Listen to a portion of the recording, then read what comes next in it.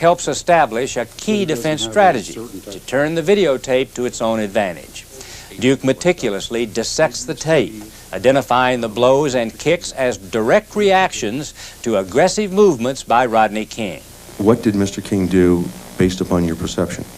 Mr. King came from a outstretched prone position, raised up and turned and what appeared to run or charge at an officer. All right, sir. And in this particular set of circumstances, is a baton an appropriate weapon to use to stop that advance or escape? Yes, it is. When he is in this position here at 336.19, would it be appropriate to hit Mr. King with a baton? He's in a rising position. He has this leg is cocked.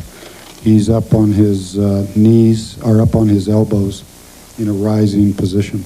All right, so you're saying based upon all that has happened up to date with regard to this scenario, you think it would be appropriate to hit him?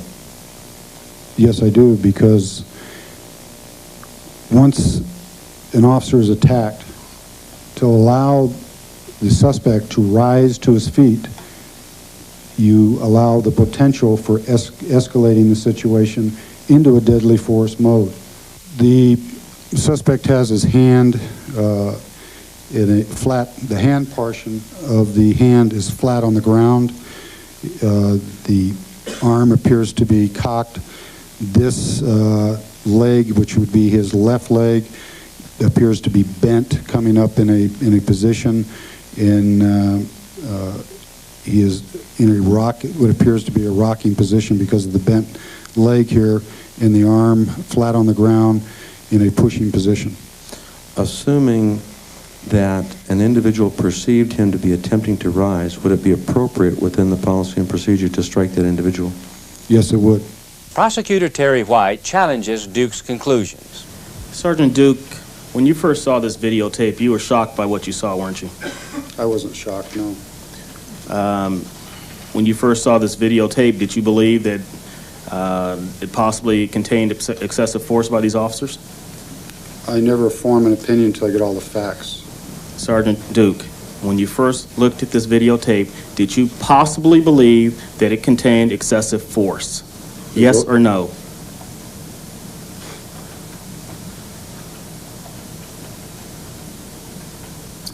I'd have to say no. White turns to the tape itself.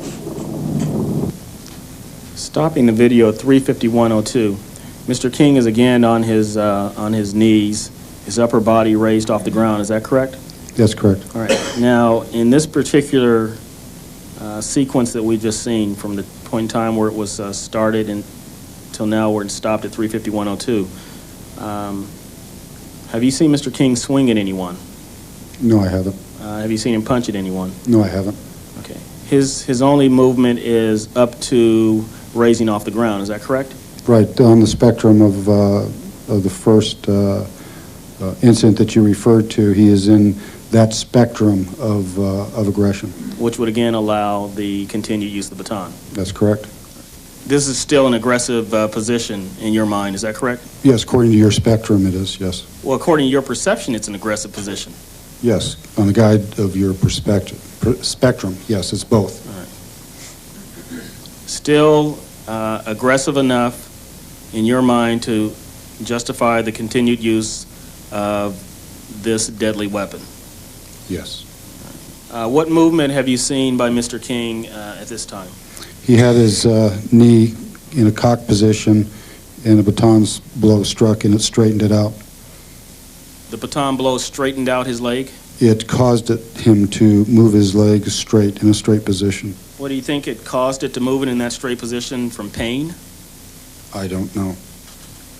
Does Mr. King need to be unconscious for you to say he's not aggressive? No. The prosecution has failed to shake Duke from his position that every blow delivered to Rodney King was specifically provoked by him.